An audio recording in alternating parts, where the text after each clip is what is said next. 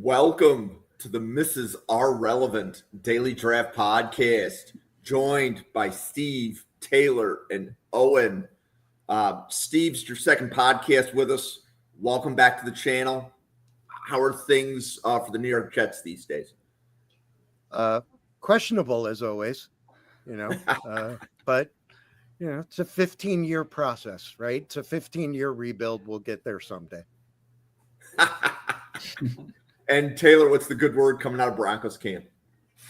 Honestly, everyone, all the opposing teams that have come in for joint practice seem to think the Broncos have the best defense in the league, which last year, we did. So that's exciting stuff. Garrett Bowles was in the ambulance today. Not really sure if there's been an update on that. So that was a little scary. Not sure if I've seen anything else on that, but by all accounts, the defense looks great. So it's an exciting time in Broncos country.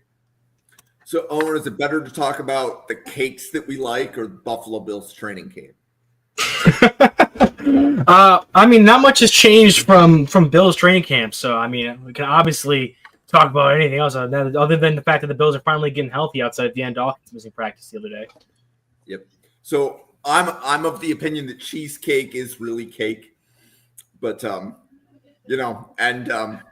anyways, if you're not catching that joke, Owen and I are very loyal followers of Joe Marino and Kyle Krabs, and they had a whole bit this morning on cake. So, anyways, we are here to talk about corners and wide receivers, corners and safeties. It's a shorter safety list. Owen, what did you think of the safeties? I think there's a lot of good here, especially towards the top. Like we have the Caleb Downses, the Dylan Thienemans. I'm a big fan of Michael Taft. I was just going back and re-listening to when we covered Texas for our individuals team lists and kind of what I thought about him then, and when I went back and rewatched him again for this coming up, I was like, yeah, I think I'm still pretty close with that. There's definitely some tier jumps between different players, but I think definitely at the top, I'm pretty excited. If you're a team that needs a safety, similar to how it was last year, where at the top you had the Eamon Warries, you had blanking on the Malachi Starks from Georgia. You had a couple guys at the top of last year's class that were like, if you need help at slot corner or safety, one of those positions, you can get a guy in the first or second round and be happy. And then you kind of can just sit back and wait and let some of these other more niche specialty guys drop to you. I think we're gearing up for another one, especially with that. I think the safety class is and this, I don't know if this is a take or not. I think the safety class is a bit better than this corner class, if I had to give that as a take. These corners left me very underwhelmed. With the safeties, I was pleasantly surprised. Yeah, I would agree. Yeah. You're muted, Jim. There. Yep. Taylor, remind me which safeties were on the list. I don't have the message up. It was Caleb Downs, Dylan Thieneman, VJ Payne. I think was Miles Scott on the list. Yeah, Kilgore was on there listed as a safety. I'm sure we can get into that. And then I have Terry Moore, and we talked about Michael Taft, which I'm going to be honest, I totally forgot to look at him. I forgot we added him on the end, but I do like what I've seen of him just watching college football, right? But I agree. I have more first and second round grades on safeties than I do on corners. Steve, how about you? Where are you in the safeties? Yeah, I agree with Owen and Taylor. I'm much higher on the safety class than I am the corner class.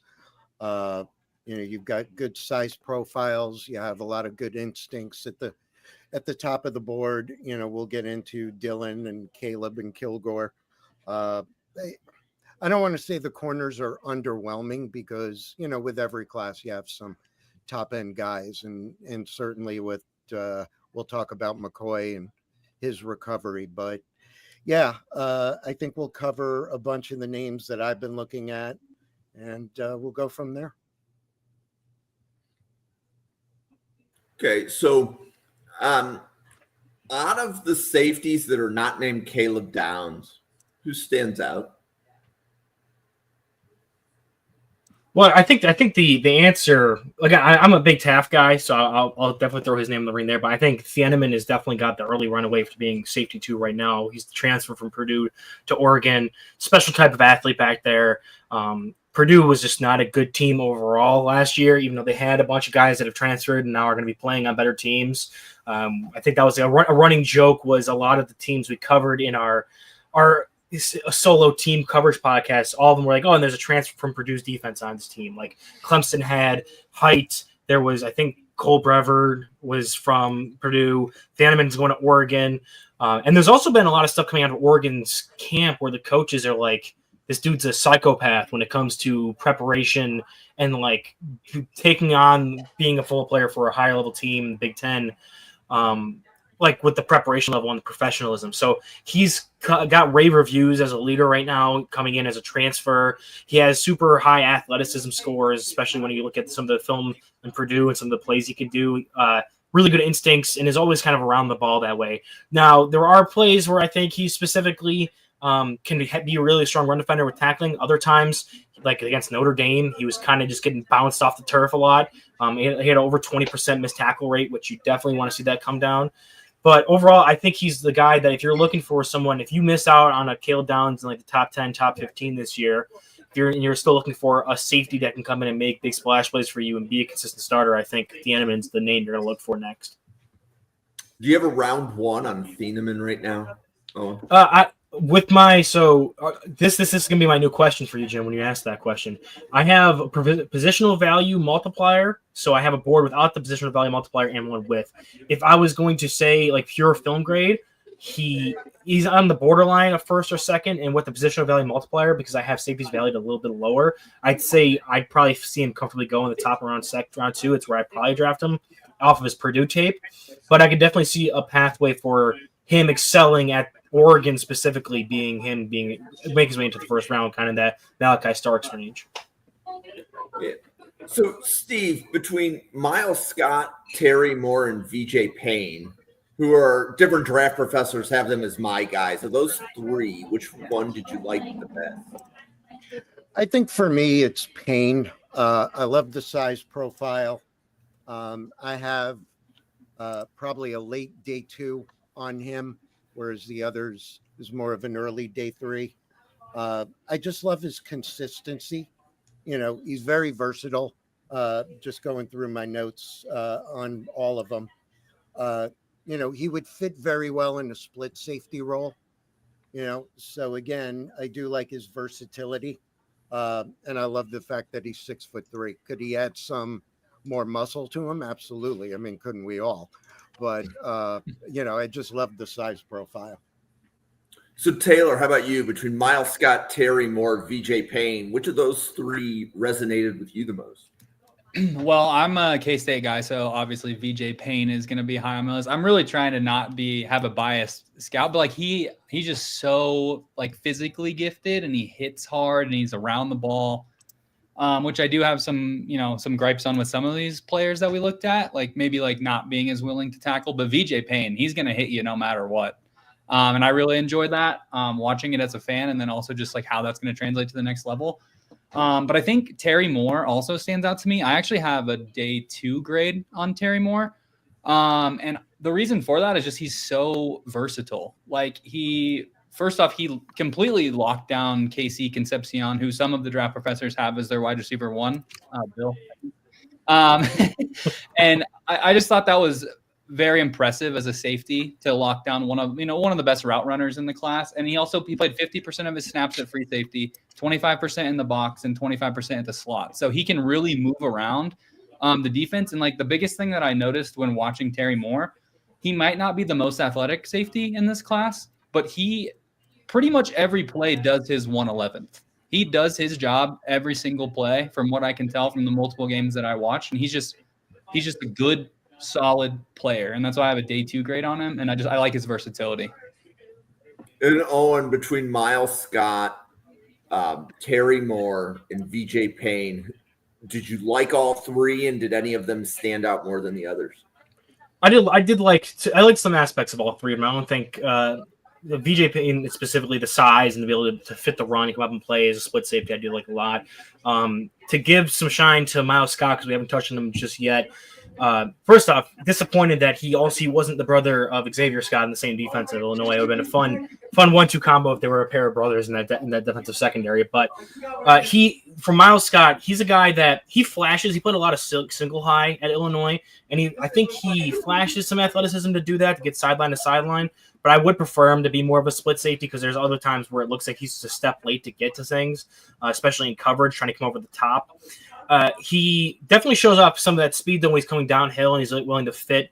Another guy that I think can definitely clean up his tackling ability. He's definitely willing to tackle, but I don't think he's an excellent tackler or run defender at this point in time. But as a player that you're looking for the foundations of who can be a split safety, more of that free safety role in like a quarters or a cover 2 coverage system. I think Miles Scott has the athletic profile, and he has some good ball skills. He can go up and elevate, take the ball away against teams specifically. And I think he had like 3 interceptions this season or something like that, where he definitely was able to show off some of those ball skills. So he has some athleticism. He has the willingness to defend the run, and he has some size, 5'11", 210. He's not small in the slightest. He's definitely bulkier, while still having a step of speed and some leaping ability for ball skills. So I do like Miles Scott, and I feel like he's someone that we can definitely shine a light on now that we've covered Payne and more. Were there any other safeties other than those 6, which was Thieneman, Downs, Taff, Scott, Payne, and Terry Moore?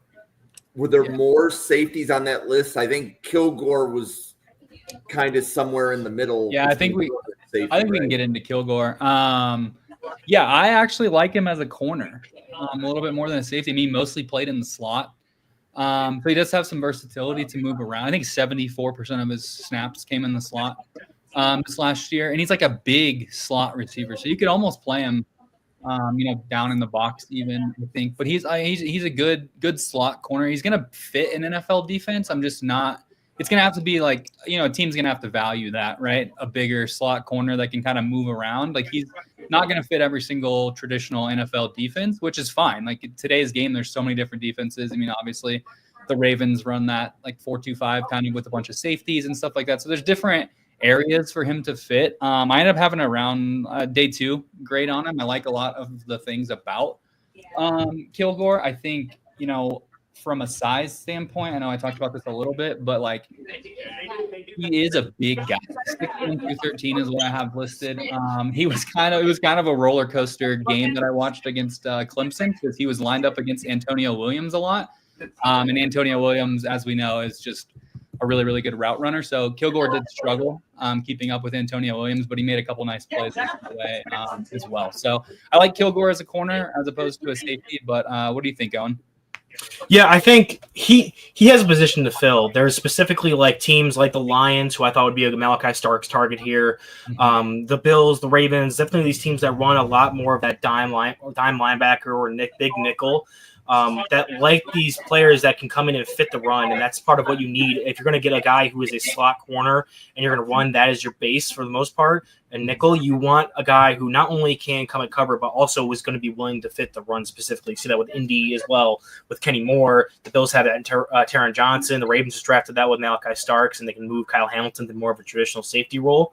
So I do think that archetype for a player that, size-wise is probably a safety, but is willing to come up and fit the run like a safety. But Kilgore isn't there specifically with coverage when it comes to coverage technique. You said like he was getting kind of crossed up a bit by Antonio Williams in that Clemson game. He definitely has room to grow there. But when you're looking at a player that can come in and kind of be that more modern defender for these big nickel defenses, that Kilgore is that archetype you want to fit into that and is going to have a position in the NFL. So I also have a day 2 grade on him. It's just going to be more so finding the team that wants or has that role specifically, because I don't know how much he's going to appeal to teams that don't run that and just run the traditional 2 or 1 safeties. So, Steve, where were you on Kilgore? Yeah, I've got an early day 2 grade on him. I do like the versatility for the big nickel. His speed is phenomenal. He's got great top end speed. I think they clocked him. I don't have it in my notes. It was something like 22, 23 miles an hour. He's got great ball skills, and he's a very physical guy. The knock I would say right now is he gets a little nervous, I think, when the ball is in the air. And outside of that, his coverage grade wasn't the greatest, I don't have the exact number, but, he's a very versatile talent. Yeah, for 67 early for his second. PFF cover grade. Okay.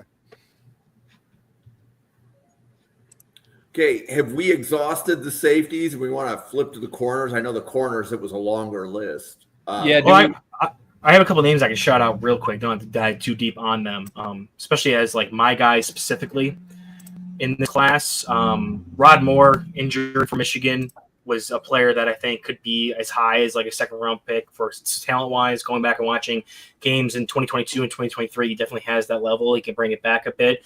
We covered him in our Michigan only podcast. Another player would be Jalen Catalon, who was a 6-7 year player. He's at UNLV. I think he's at UNLV now. He was at Clemson, or he was at somewhere else. He's been at like 4 different teams at this point. I don't think he's at UNLV this year. I think he did switch schools again. But it's like his 4th team. He is in the draft class, yes. And then I think the final one I have to shout out, and it's because shout out to Mrs. Lorenzo Styles, who liked my tweet on him. But Lorenzo Styles Jr., the brother of the other Styles, the linebacker there, son of the NFL linebacker Lorenzo Styles Sr., he was a wide receiver at Notre Dame and then ended up transferring to Ohio State and flipping sides of the ball. So now he's going to be a safety. He was kind of in his limited action he got last year, slot corner, strong safety type player who fit the run pretty good, showed off some of those ball skills. I think he should come down with a bit more of interceptions if he's going to show off some of those hands as a receiver, but I do think that's a growth in progress. Only 2 games he played more than 20 snaps in last year, so I think with the moving on of the secondary players that were at Ohio State last year, he definitely has an opportunity to play. But what I love about him specifically is that he was a special teams ace for Ohio State last season, where he didn't get a lot of run on the defense itself, but he was making big key tackles, being a good blocker on punt return. I watched a ton of his special teams film, and he was an absolute stud on special teams. And when you're going to be drafting a safety in day 3, you're definitely going to be looking at that. That's a whole individual grade I have when I'm grading safeties, as how good are they on special teams. And he was one of the better special teams players I've watched in this class. And now that I love the possibility of him, or the idea of him transferring from a wide receiver to safety, he has the physicality part down. He loves defending the run. He loves fitting up and tackling. Shows that in his limited run on defense and on special teams. Just need to get some more snaps on tape for him to be an actual draftable, maybe even pushing up to the back end of day 2 kind of player. But right now I have him as a day 3 safety. Taylor, any other safeties that you've had your eye on? Yeah, so I was going to shout out Rod Moore as well. So I'm glad that Owen covered that.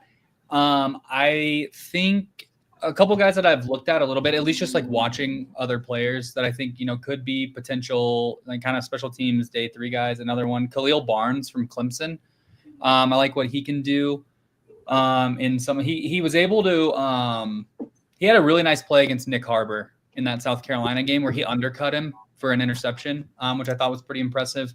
Another play that probably one of the best plays that I've seen while watching film and scouting, I was actually watching Damani Jackson, who we'll get to in a little bit. But Bray Hubbard had a play where he's just free safety, man coverage, single high, and he recognizes play action immediately and just darts from the middle of the field to the sideline and makes an incredible interception. So Bray Hubbard, maybe another guy as well. And then one that I'm interested to get Steve and Owen's thoughts on is Xavier Nwamka from Iowa, because he was highly touted a couple years ago, I think after maybe his freshman season. And I think he kind of had a rough year last year. And I think from what I've gathered from other draft professors in this process is that he kind of switched his role on defense a little bit.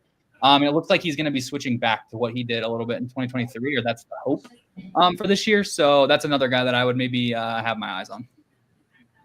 And Steve, any other safeties that you have your eyes on right now?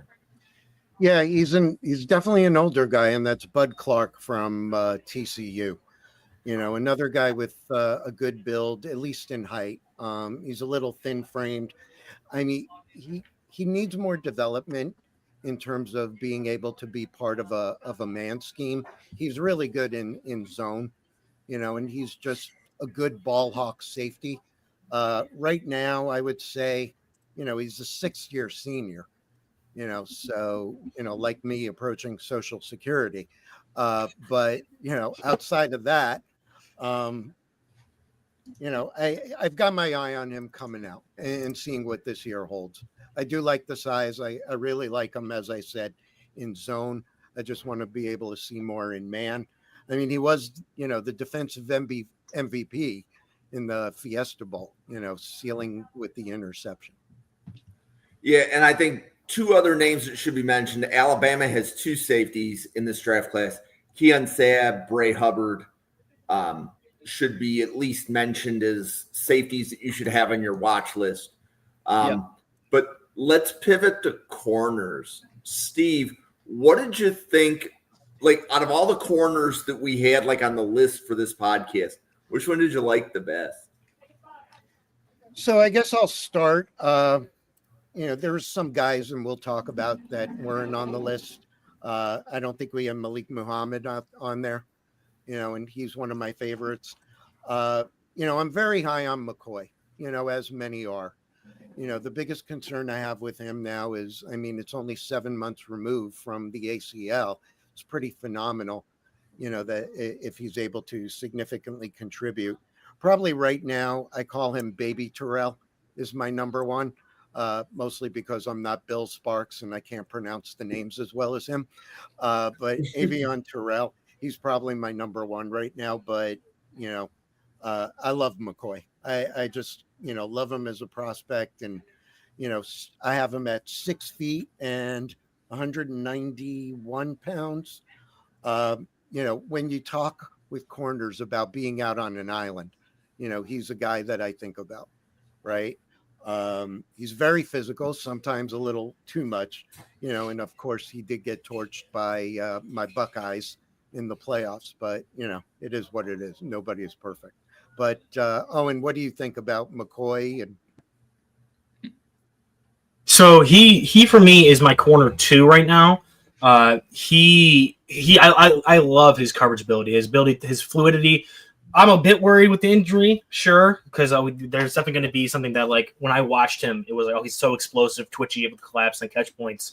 He's a guy that, like, I think if he's not number one when it comes to, like, coverage, athleticism, and technique matching, I don't know. He's not out of the top 2. And so he's a guy that, like, if I'm drafting a player that I'm looking forward to get, like, a lockdown, shutdown corner, he's the player I go for. I'm curious to see how he rebounds from the injury and how that impacts that.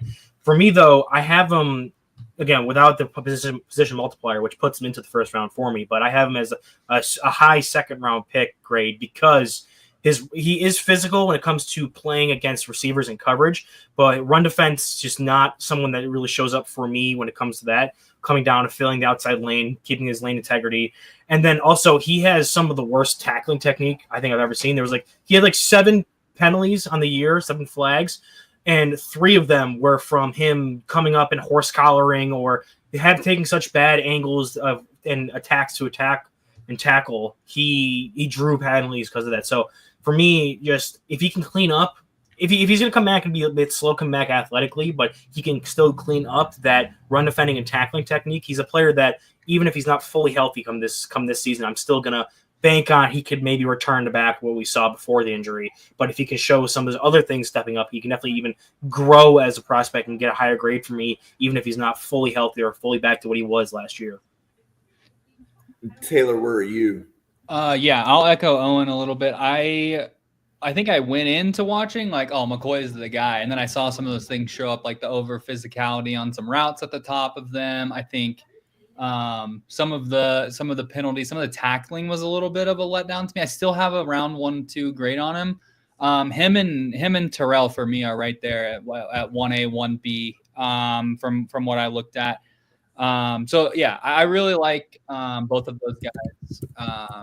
More than the rest of the class. I think I have 6 day. Really, the rest of the guys we talked about today are pretty much day 2 grades. I got a couple guys like round 3-4 ish.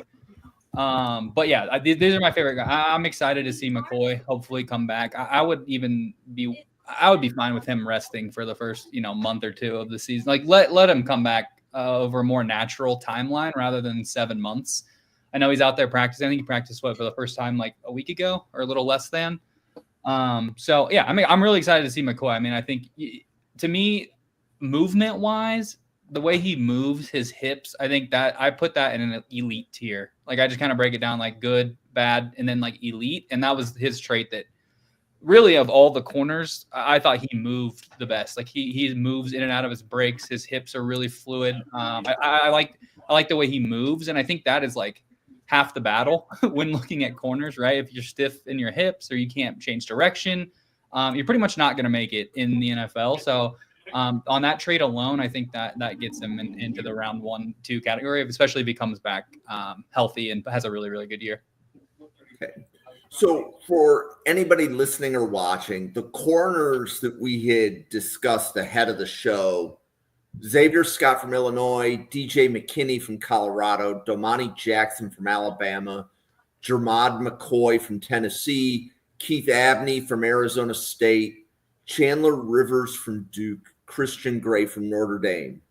And if you're asking, like, how did those names make it onto the list? So we probably could have doubled the corner watch list, but we didn't, right? It was those guys. What stood out to me about nearly every single one of those, when we did the cornerback big board a few Sundays ago, each of these was a corner that somebody had in their top 5 corners and somebody else didn't.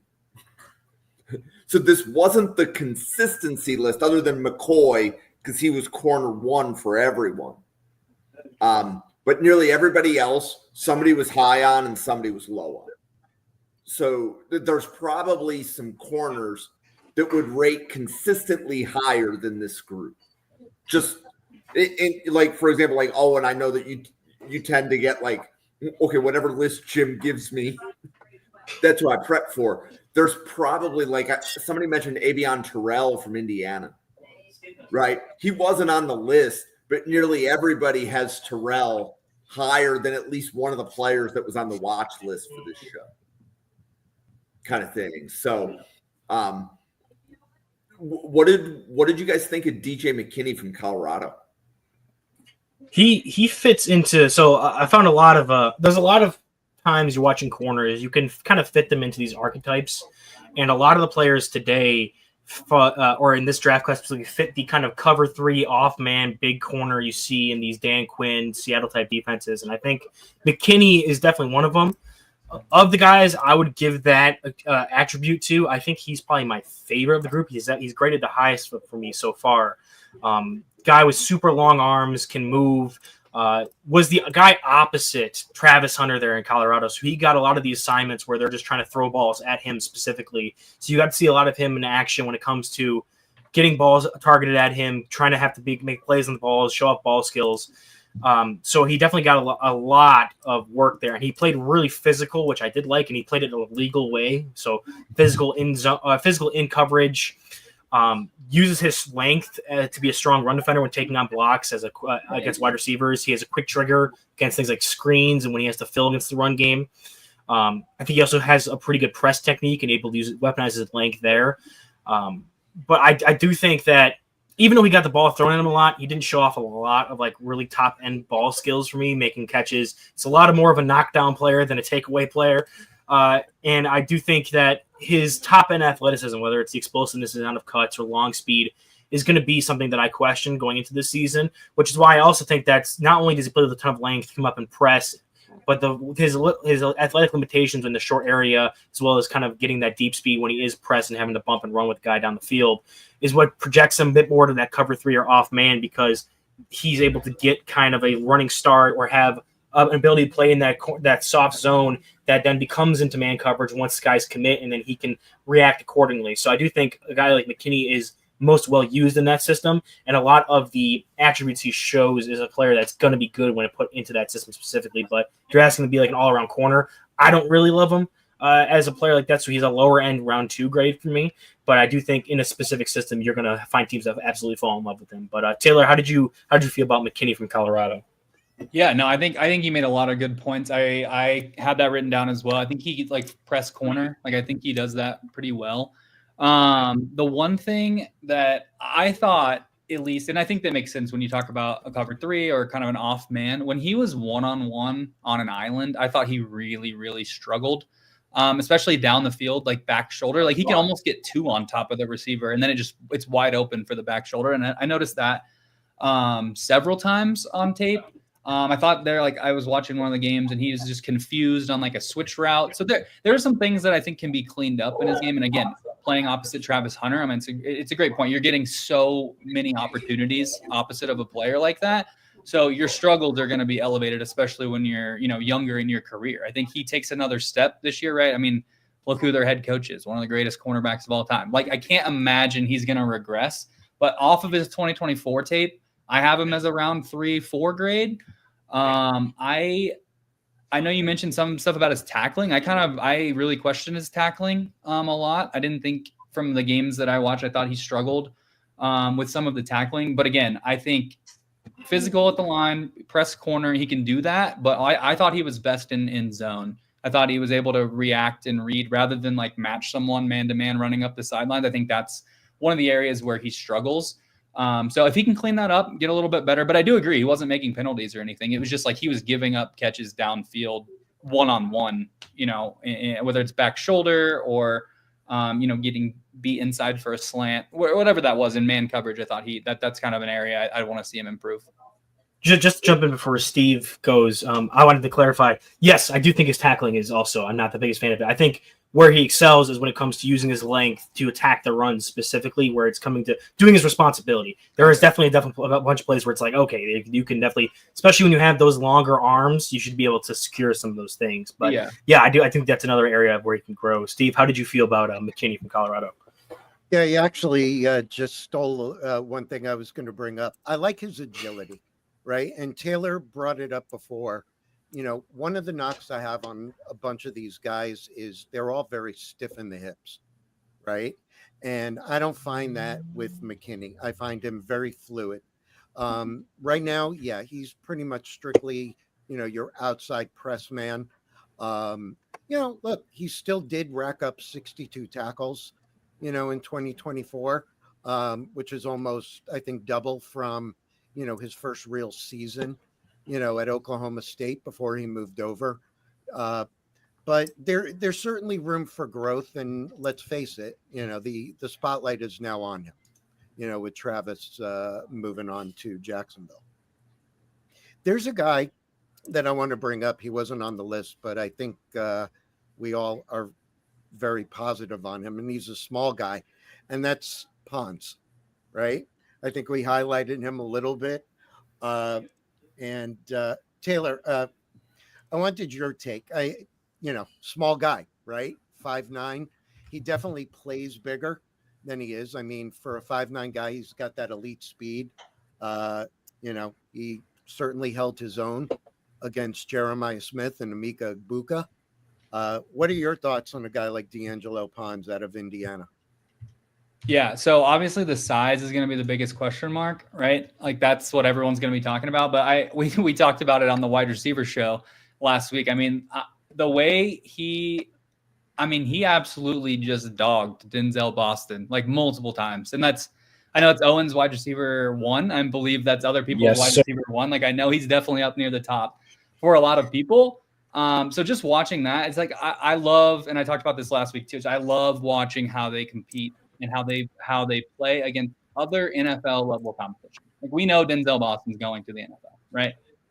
D'Angelo Pons was all over him, beating him on jump balls, and that's, giving up 7 inches of height right there. Like I love Pons' game. The question mark for me really is just his size. And I know it's really hard to kind of go. He kind of reminds me a little bit of Jacob Parrish in this last cycle, just like a smaller guy, kind of came on late, but like I have a firm like day 2 grade on him. Like someone will use him, they'll move him around. Like I think he's that good of a player. He's my cornerback of the guys we looked at. He is number 4 on my list. So I like Pons quite a bit. I do think some of his he can kind of get washed out of the run game at times. Again, it's the size thing, right? So it's really just if he can prove throughout the course of this season against Big Ten competition that the size really isn't a factor, I think he's pretty firmly day 2, in my opinion. Yeah, I have Pons as my corner. I just pulled away corner 3, just behind McCoy, and I think he reminded me a lot of Mike Sanders still from Michigan, where he was an outside corner for Michigan, but everyone knew like, okay, he's 5'9", 5'10", even 5'8". I think Pons could definitely come in at it, definitely a bit shorter, but he has this attitude and this ability to play with it, where he plays much bigger than his size. He's super smooth when it comes to playing a man, silky hips, able to turn and run with guys. He played against some of the top competition, like we said, Denzel Boston, Jeremiah Smith. He gave him fits. Of all the guys I watch, I always try to go and pick out when they play against Ohio State, because they had Ibuka and Carnell Tate and Jeremiah Smith and a bunch of receivers that are going to be NFL pros. And I think for me, Pons did the best of the majority of them against that team, even better than a guy like McCoy, who struggled. That was like the game he struggled in. So for me, Pons is a guy that technically and everything about his game is going to excel. The only thing that's going to hold him back is the fact that he is smaller, and the fact that does show up at times with his length and an ability to recover, especially sometimes in the run game. He's getting washed out and tackling where he can't come in and close on some of these tackles because he has limited tackling range with his arms length. So that's what's going to hold him back from being a first-round player. I think he's solidly in the second round, and it's simply because he just wasn't born a couple inches taller, a couple inches longer in the arms. Yeah. Go ahead, Taylor. Oh, sorry. I was going to say real quick on the Parrish line. I'm curious, Owen, do you think he can play in the slot? Because he played primarily, almost exclusively outside. I think he's gonna have to. That's kind of the thing was what it was with Sanders still as well. Sanders still played exclusively on the boundary for Michigan, but everyone knew going into it he's gonna have to play in the slot. He's gonna have to play in the slot. I think Pons as a player, if he was 2 inches taller, if he was 5'11", I would have been pounding the table. He's a boundary corner, no doubt. Yep. And that's kind of how I am with my number 1 corner with Xavier Scott, where like he's a 5'11", but I think he has the skill set to play as an outside corner, even though he is on the smaller side. I think just that extra size he's giving up, even to a guy like Scott, is going to typecast him. I think with his experience, with his play style, he should be a boundary corner in any other scenario that he isn't 5'9". Okay. Yeah, I think we're aligned because, like I said, Jacob Parrish, right? He played 1,100 career snaps at corner, only 150 in the slot. But like we know what the Bucs are going to use, where they're going to use him, right? Like, and it's because of his size. So again, we're kind of similar thought processes in terms of our comp, right? Just like an outside corner in college, but they're going to have to move inside due to their size. So sorry, Steve, I didn't mean to cut you off. No worries. Another thing I'll say about Pons is, both of you brought up the run, but he's willing, right? If I had to give one adjective, despite the size, he's fearless. His attitude, and maybe it's, what they call that Napoleon complex, but his attitude plays a lot bigger than what his height really is. He's very physical. The only other thing outside of size, which, you can't control, obviously, is I want to see better use of his hands. That's an area where, that's something, his technique he can fix.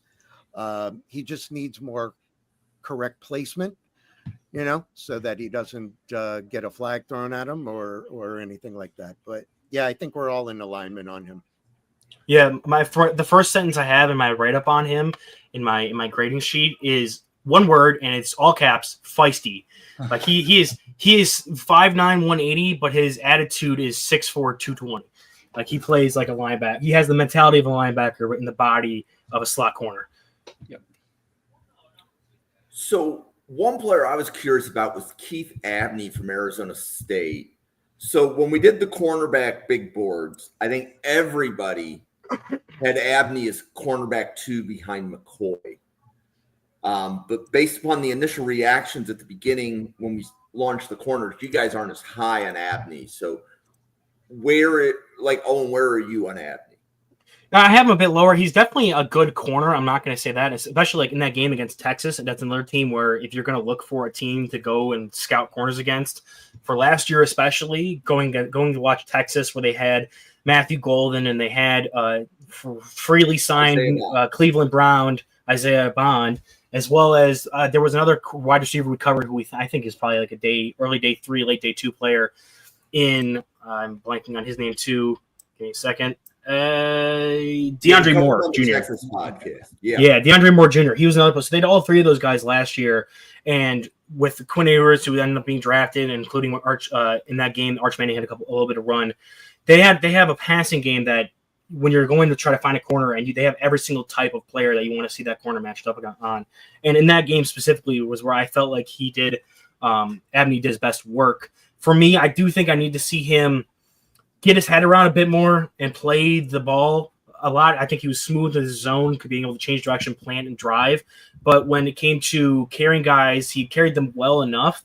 But when the ball was coming towards them, we'll talk about with some other players that are on our list here in a little bit, like a Damani Jackson, where even if you're not getting your head around and playing the ball and making interceptions, you can play through a wide receiver's eyes and his hands and be able to make plays like that on the ball and kept forcing completions.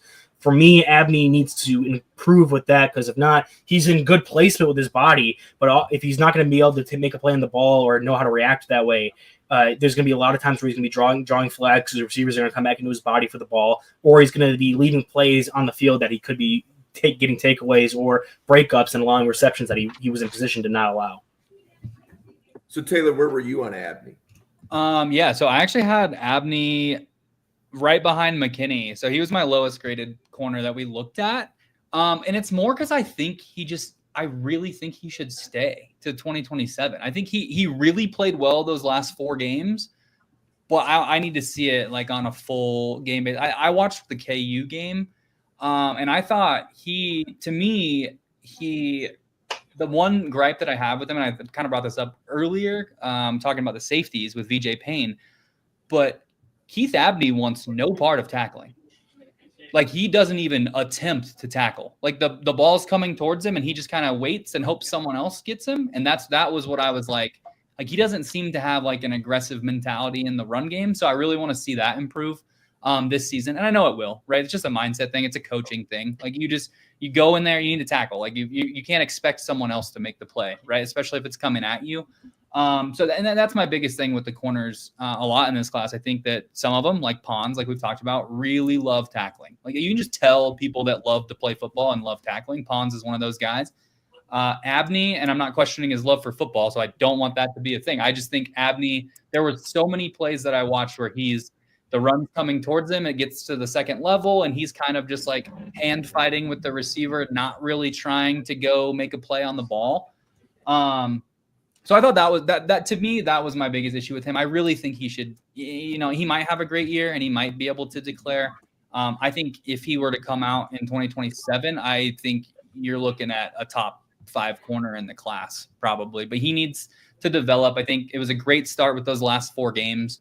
I think he played really well over those last 4 games, but I'd like to see it kind of on a larger scale before I'm willing to say I have him as around 3-4 grade right now. So like I said, all these guys, good players, right? I think he's an NFL player. I just want to see him be a little bit more willing to tackle. Steve, where were you on Abney? Well, one thing is I go by the film, right? I don't see a lot of testing data on him, and I think I would feel better if I had some of that. He's an instinctive guy. I do agree with Taylor that he may be better served staying in school, for this season as well as next. Like I said a minute ago, he's instinctive. He obviously led on pass breakups. I think he, gave up 1 or 2 touchdowns towards the tail end. I remember some highlights I watched Arizona State against BYU. Not saying BYU, was a powerhouse, but, he really shut them down. But I think the upside is there if he stays in school, If he comes out after this year, I really won't have a very high grade, probably 5th round. There are just guys that I like more, Yeah. Okay, so question, Steve, Christian Gray or Damani Jackson? Which one do you like better? Ooh, that's a good question. All right. Gun to my head, I think I'm going to start with probably Christian Gray. Maybe because I'll be in the minority and I, like debate. I mean, that's pretty good. He's a playmaker. I love his ball skills. He's got great instincts in the zone scheme, and he's versatile. With his snap counts, he's got great ball recognition. He had a rough game, right? A lot of people do against Ohio State. That's just. By the way, if you didn't figure out, I'm a Buckeye fan, so any kind of plug I could give them, I'm going to give them. And no, I do not come from Ohio. Long story, but yeah, I like his size profile. Bill just said it in the comments. From technicality, he does stand out. Owen, thoughts on those two? Well, I am on the we're definitely going to have some debate here, Steve, because I'm on the opposite end of the spectrum here with Gray and Jackson. So just to give us a little self plug, earlier today I was watching some of these corners, and I went live over on Kick to watch Tacario watch along, so film watch along with watching Tacario Davis and Damani Jackson, and then once I got off the live stream and I came downstairs and grinded through a couple more guys. One of them was Christian Gray. And for me, with Gray, he's a great athlete, good ball skills. I like a lot of his ability to gamble, go up and make plays and get picks. The game against USC, he made a couple of plays like that where he was able to jump around, show off those ball skills. And then against Ohio State, you can definitely see some of those flashes as well. But in both games specifically, and this is where I'm going to disagree with you and with Bill Sparks in the comments here, I felt like tactically for both zone and man, more man than zone when it comes to the technique.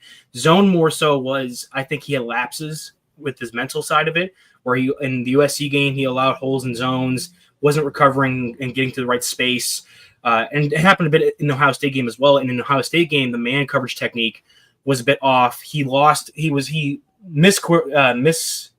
trying to figure the word.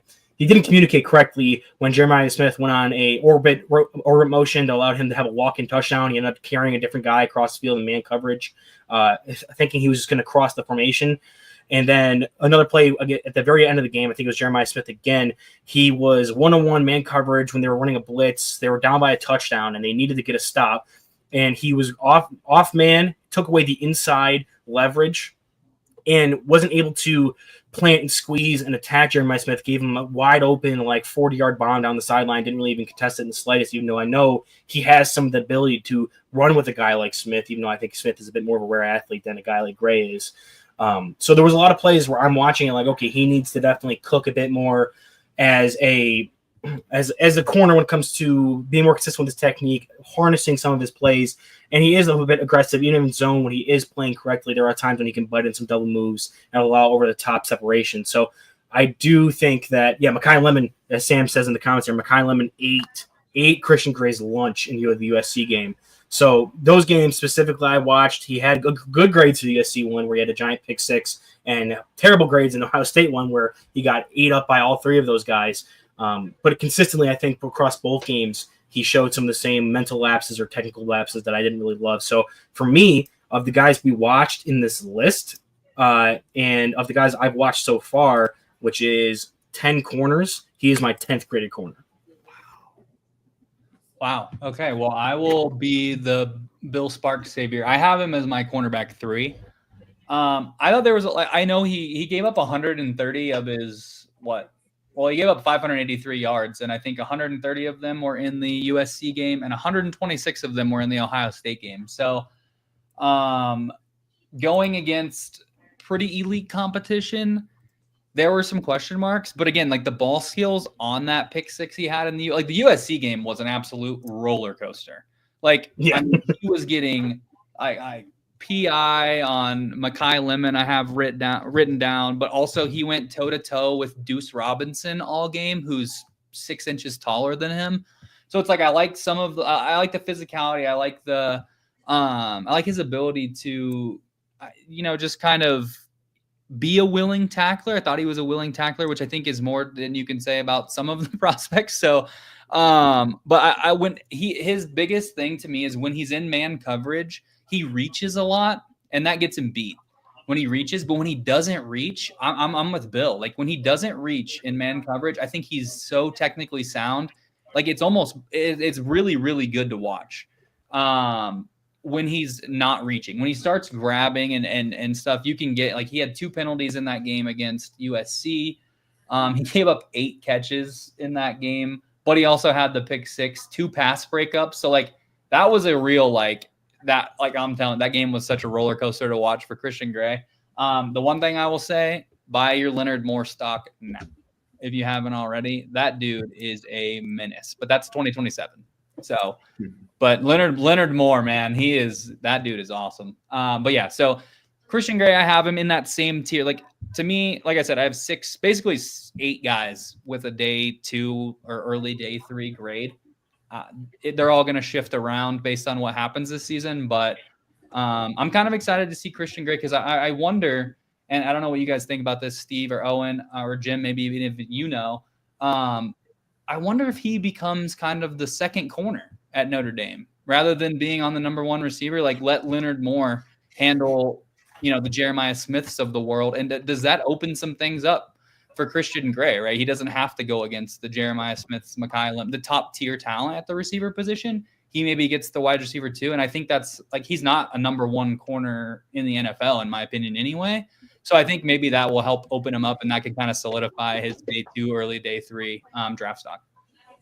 Yeah, I would agree with that, especially because those games, USC and Ohio State, were both once Benjamin Morrison went down before the season. So he started the year as number 2 corner, and I'm interested now to go back and watch the week 1 game against Texas A&M, because outside of A&M, there's not a lot of teams on their early schedule that they're playing top-tier talent against. And maybe you can go back and watch the Stanford game where he's going against Eo Guyman. That may be another game I throw on where he may not be the number 1 corner. I'm not sure when Morrison – I think he was still around for that game specifically.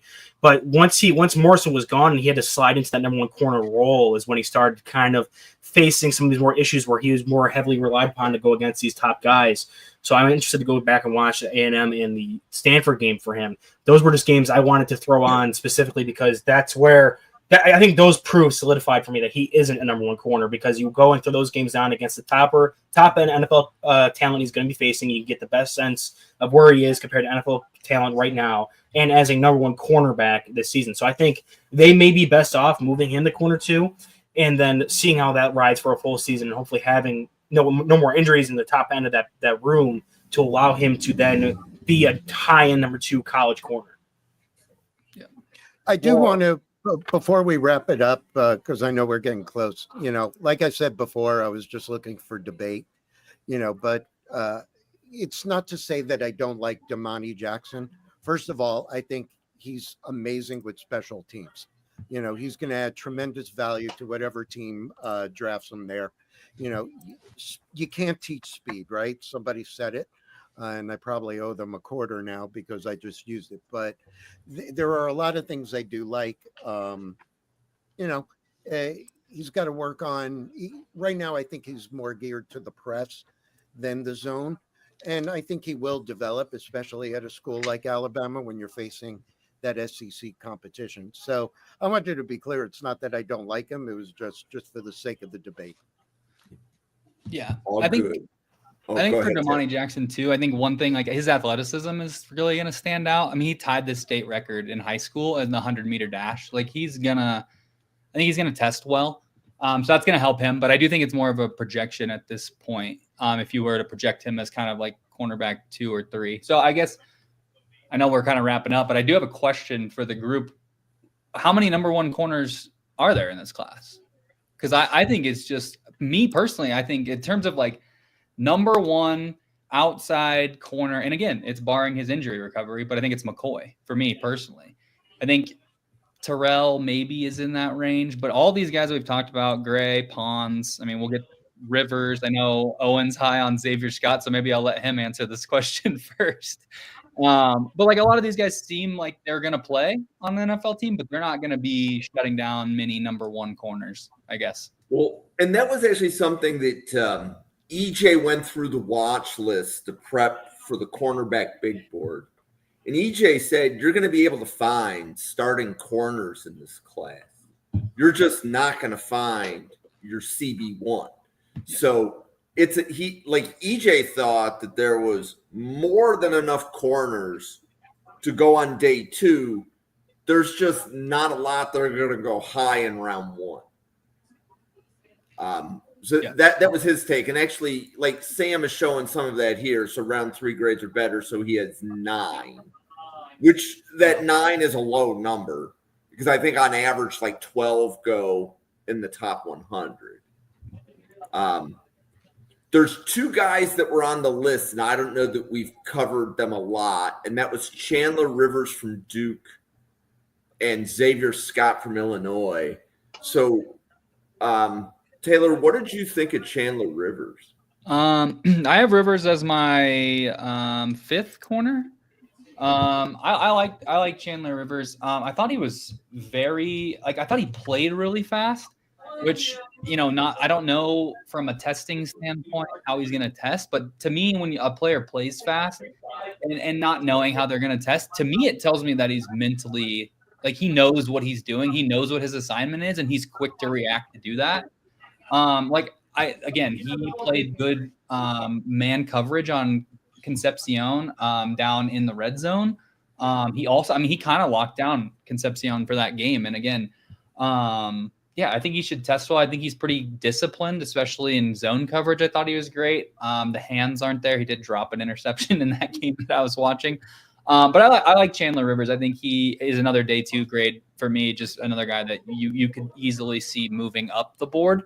Especially, how he tests. I think that's going to play a big part of it. Oh, and where were you on Chandler Rivers? So he's a guy that I definitely see, and I can fully agree that I think he plays fast because he has natural instincts and also has a quick trigger when it comes to IQing plays. He's a very smart player, and I think he does have some natural athleticism as well. He definitely looks smooth and was able to accelerate well. I don't think he's going to test poorly per se. I just think that Taylor made a good point where if you think fast, you play fast. You're able to get the plays, especially like in the game against Miami. He was blowing up their screen game. They couldn't get a wide receiver screen past him on his sideline because he understood the assignments and saw the tendencies of the receiver lined up against him. He was able to shoot past before they could block him and make that tackle. And he's not particularly this big guy. He's 5'10", 190, 185 range, according to PFF. And he was able to beat getting past this bigger 6-foot+ wide receiver on the outside who was attempting to block him because he was able to beat him to the spot and get past it and shoot that. So for me, he's a guy that I think will test fine and plays really well. There are some parts of his game I do think need to be developed. And for me, the question comes in is what is his actual size going to be? Because he definitely looks a bit smaller on tape than, I don't know, maybe 5'10". That might be his correct size. There could be some. I wouldn't be surprised if you told me some verified measurables have him at 5'9", like 170 plus 1 to 180 range. And then you're talking about your D'Angelo Pons ranges, like he's going to be a slot only corner who has some physical limitations because of that size. And that's where I think I need to get the exact measurables on him and then be able to go back and watch through his tape with that lens to see how I feel about how he plays. Like D'Angelo Pons plays like a 6'2" corner. He plays like Tacario Davis size-wise, but he's not that. Whereas Chandler Rivers, I can definitely see if you told me he was smaller, he plays a bit smaller.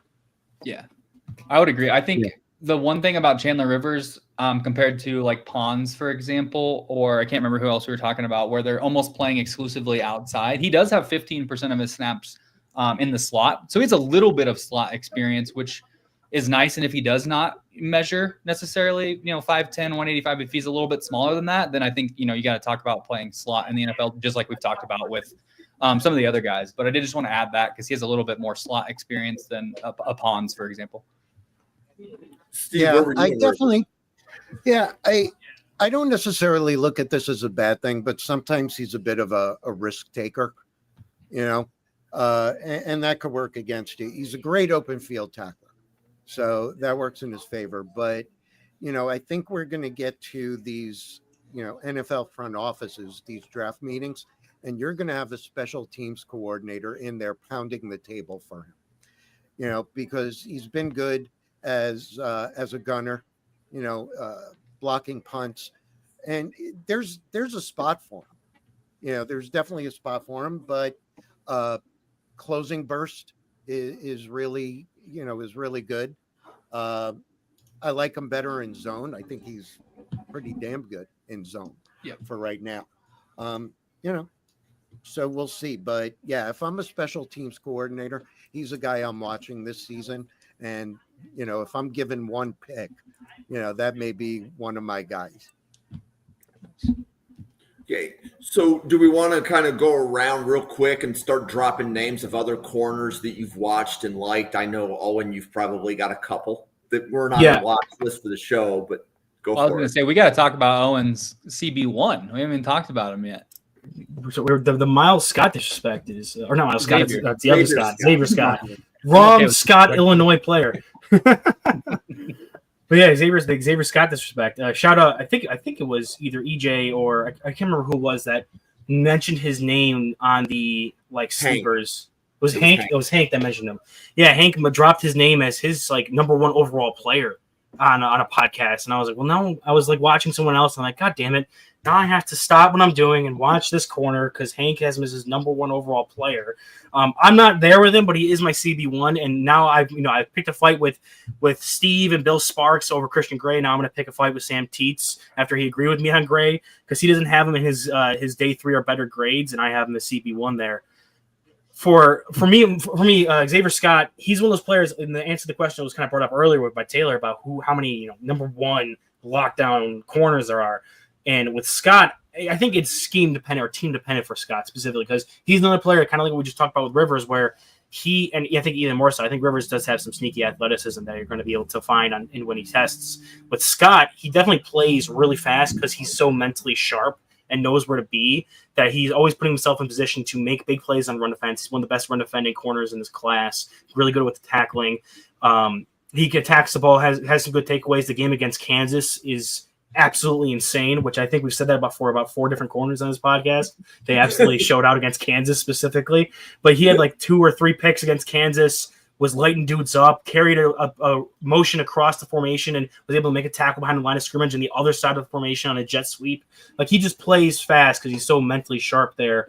For me, and the reason he's not a universal number one corner, why he's kind of more of a back end of the first round type player, is because he is 5'11", doesn't play with a ton of length, and is going to be a player that, even though he plays fast because of his mental side, his testing numbers are not going to be great. He struggles a bit with catch-up speed or closing in bursts when he's carrying vertically, which I do think will show up in his testing numbers, and I think that'll be a big question mark for a lot of teams. He's going to be a guy who excels in a team that asks for a lot of responsible zone coverage, occasional man when they can come up and press and be physical and not allow deep routes to develop. But for me, if you're asking him to be a 70-60% man coverage corner against his NFL speed receivers, if he's trying to check Jameson Williams in man coverage for 40 snaps in a game, you're not going to want him to do that. But if you have a team like the Bills or some of these other heavy zone scheme defenses that can have number one corners that are on the lighter side who aren't super athletic, like a Christian Benford for the Bills, you can run a guy like Xavier Scott out there as your CB1, but I don't think he's a scheme transcendent CB1. Yeah. He played 60% of his snaps in the slot. So I guess when I think cornerback one, I'm thinking traditional outside, they're lining up. No one's Darrelle Revis in this class, but that's you know what I mean? That's what Pat Surtain, those guys that are playing on the outside, just locking down one side of the field. I think it's kind of lacking in this class a little bit. But I not the helmet scout, but he reminds me a lot of when Devon Witherspoon was coming out of Illinois specifically. Okay. I like that. Yeah, that's funny. I'll have to watch the KU game because he gave up 9 receptions in that game too, according to PFF. So their receptions allowed are a little weird when it comes to especially zone coverage. 51 yards, so that's not even 6 yards of reception. So it's interesting. I like Scott as well. He is. It's not. I hope it's not a cop out, but a lot of my grades are they're all these guys to me are squeezed in together, and they all do different things well. And it is just going to be totally scheme dependent on who likes which guys. The measurables, for Rivers, for example, and Scott. I think he's willing to tackle. He's a good tackler, but then you get to face guys like Nick Singleton, and he can't tackle him. Or he gets run over by him. You know what I mean? So like the size could be an issue, or the speed, right? Like he gave up a touchdown to Tez Johnson because Tez Johnson was just straight up more athletic than him. So I think some things like that are kind of why I have him as a day 2 grade, but I like all the things that Ellen said. I think he easily has the chance to, ascend to the top of this class. Steve, how about you and Xavier Scott? Yeah, I like him. He's not my number 1. I have him right now at number 4. But he's got a great football IQ, right? And like we've talked about, his ability to play in the slot. I think he can succeed on the outside. Good ball skills. What did he have? 4 interceptions? 4 interceptions. He had the big pick 6. One of his best features to me is he's got that quick trigger, right? And I think that serves him well. So he's very useful when he's playing in the slot, against these screen games. I do like him. As a sequel to this show, there's a couple of other guys. I think I'm a little higher on Dalen Everett than some others, but Yep. Well, go ahead and start dropping some names. So, Owen, any other quarterbacks watch that you want to drop their names? Yeah, I have a couple more. I won't monopolize the conversation, but Jair Hill, the corner out of Michigan, he's a guy that now there's some character concerns. I think he got his numbers stripped halfway through the season. If I remember correctly, when we did our Michigan podcast, he had his numbers stripped, and then he had to wear like a weird 30s or 40s number for the last couple games of the year. But with his size, 6'2", going up to 200 pounds, and his athletic ability, he was a guy he is one of the guys who got dominated by Denzel Boston in that Michigan-Washington game. But other games, he was able to really take over and show off some of that blend of athleticism, size, ball skills. Just need to see him put it all together when it comes to being less bitey on double moves and being more smart and technically sound when it comes to being able to play as an all-around corner. But he's a guy who, if you're looking for that dude who can explode because he is this athletic marvel, Jair Hill is definitely a guy there in Michigan. And as well, just one more name, Tacario Davis, the corner from Washington. I have him. He's my. So I have, like I said, I have 10 corners graded right now with official grades, and he was one of the guys I watched in my stream earlier. I watched his 2024 film, and I watched a couple games from 2023 as well because he's going back with Jed Fisher for blanking his name, Fisher. The head coach at Washington was his coach in 2023 at Arizona, and in 2024, not only did he have a new head coach, but he had a lingering groin injury, and his 2024 tape is bad. I was disappointed mightily by some of the games I watched in that realm, even some of the better graded games. But when going back and watching 2023, he looks completely different. He looks fully healthy. He's able to move a lot better, and he's not just solely typecast into a cover 3 off-man coverage defense where when you're having trouble changing direction with a groin injury, it's going to really negatively impact you. So his move to playing with his old head coach, being back in that defensive system, as well as being fully healthy, I do think he's someone who, while I have him graded relatively low right now, can definitely shoot up my rankings if he has a good season like he did in 2023. Taylor, any more names you want to drop? Yeah, I'm just trying to look. I know Steve mentioned it earlier. I just want to touch on it again. Malik Muhammad. I think he's going to be someone that ranks highly for a lot of people that we didn't talk about. Another guy who I caught Todd McShay's appropriately early mock draft. And he had AJ Harris in the first round, and I have been wanting to watch AJ Harris's tape, so I haven't got there yet. I was going to bring up John Tez Williams because I'm doing some Big 12 research right now. That's another guy. And then one that I saw, and I'm just looking at PFF grades, so this might totally get moved out of the way, but DJ Harvey from USC, I don't know much about him, but he has really, really high PFF grades. So I don't know. I'll be watching his film and trying to decipher that on my own. But those would be some guys. And then I don't know, maybe Josh Moten. I think, does he have some off the field Yes, stuff? he does. That's his thing, right, at Southern Miss. So again, he's another guy who's graded ridiculously high in PFF. So I know there's some things that come with that, but those would be some guys that I'm looking for or looking to watch next. And then one other name, Sam has him at 7, is Mansour Delane from LSU, formerly of Virginia Tech. So that would be another good cornerback. And again, this episode, we picked a group of corners to watch and podcast on, we didn't necessarily pick all the guys at the top. We picked players where I see one person grade them high and one person grade them low. Let's just start seeing what we think of what we call them, like high variance players here at the Draft Professor. So before we jump into our commercials, next week it's going to be a similar podcast. But the players are going to cover all positions, and EJ has picked out some sleepers. And Steven, Taylor, and Owen are going to react to EJ's sleepers with EJ on the podcast. So the sleepers, EJ picked, he said, first-year starters. Quarterbacks, Avery Johnson, Jaden Mayava. Running backs, Dante Dowdle, Carson Hansen, Jeremiah Cobb. Wide receivers, Noah Thomas, Reed Harris, Jaden Gibson, Caden Lee. Tight ends, Bauer Sharp, Marlon Klein. Offensive tackles, Kason Henry and Jacarius Peak. Interior offensive lineman, Jalen Farmer. Edges, Samuel Okunlola, K. Rusaw, Elo Madozi. Interior defensive lineman, Caden McDonald, Amari Washington, Ansel Din Muba. And I know I didn't do that name very well. Ansel Din MBUH. I don't know how to pronounce that. Linebacker Arvell Reese. Cornerbacks Devin Moore and Elliott Washington. And safety Peyton Bowen. So next week, it's going to be a reaction show to those sleepers. Should we wake up, or are they really sleepers? So we can decide that next week when we podcast. But Owen, you want to let everybody know about the weekly huddle and your Patreon?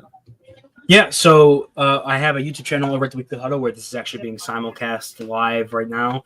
But also, I just opened up a Patreon where because YouTube sucks with their copyright stuff, and I tried to previously do it on YouTube, now I have to do it over on Kick. I'm doing live watch-alongs to scouting players. So today I watched Sicario Davis and Damani Jackson film live over on Kick. I tweeted it out when I was live.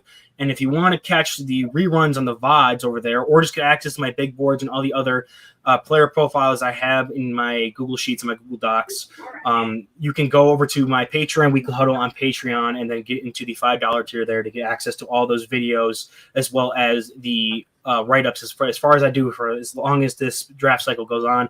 Plus, I have some other ideas for some content I'm going to be posting in that Patreon as well. So you can check that out over there. And then for the rest of my stuff, you can find me here on Wednesdays for the rest of the season up until next year's draft, where I'm going to be covering D tackles and edges with a rotating cast of characters until my full-time podcasting co-host Newt is back from coaching soccer. So, well, you can catch me here on, we're doing 7 or 9 p.m.s on Wednesdays, Jim? 9? You will be at 9. Yeah. Yes. 9 p.m. on Wednesdays. Will be at 7. Yeah. Gotcha. Steve. Got my Twitter handle there at Steve Southwest Florida. We do shows under an account also called The Huddle, where, we sprinkle in a little bit of college football, but mostly, doing this because when you're a reasonably lifelong Jets fan, come the third week of the season, you're already starting your mock drafts. So what better way to do it than with the Draft Professors, right? Welcome to the channel, Steve. You're going to fit right in. Taylor. Well, Steve, surely they can't take an offensive tackle for the third year in a row in the first round, right? You just never know. Hey, I was with you for the last 8 years as a Broncos fan. This last year was a nice change of pace from since Super Bowl 50, really. But yeah, Taylor, you can find me on X. My handle's right down there below. And then I started a blog, Football with Chaw, just kind of covering some daily news topics, things like that. I'm going to have a Big 12 preview, most underrated conference for filling out NFL rosters, Big 12. So I'll have that going next Friday before we get a fantastic 10 a.m. Well, I'm Denver, so 10 a.m. local kickoff between K-State and Iowa State to kick off the season in Dublin. So I'm excited about that. But yeah, follow along with the blog, completely free. So I think most people who are covering the draft space are come from the bad teams. You're not going to find a lot of Patriots or Chiefs fans that are looking into the draft cycle this early on. I got in the draft because I was excited to watch Cardale Jones, Ohio State, because the Bills are fielding Matt Castle at quarterback and Kyle Orton.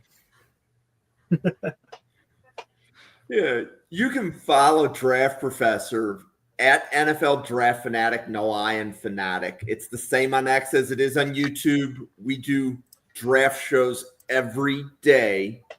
And starting today, there's 2 podcasts every day, 7 p.m., 9 p.m. Next week, every single day, we'll have 2 podcasts.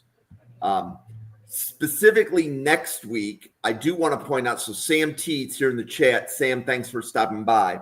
On Wednesday and Thursday, Sam Teets, Bill Sparks, and Randall Slifer, with special guest Travis May from A to Z Sports, will be going through their top 150 on offense on Wednesday, their top 150 on defense on Thursday. So if you add Wednesday and Thursday up, that's what we're calling our master watch list. We're getting the top players from 4 well-respected members of the draft community. So that's what's going on a little bit next week. A little bit later on tonight, we are doing a linebacker watch list. So that means that a couple people have looked at the entire linebacker watch list that Bill Sparks, among others, helped us put together. And they're just going to kind of give their impression of what that linebacker list was. So looking forward to that. That being said, we have been going for 75 minutes. So for Owen, Taylor, Steve, myself, and the 87 podcasters at Draft Professor, thanks for watching, everybody. And we'll see you on a podcast again in about an hour.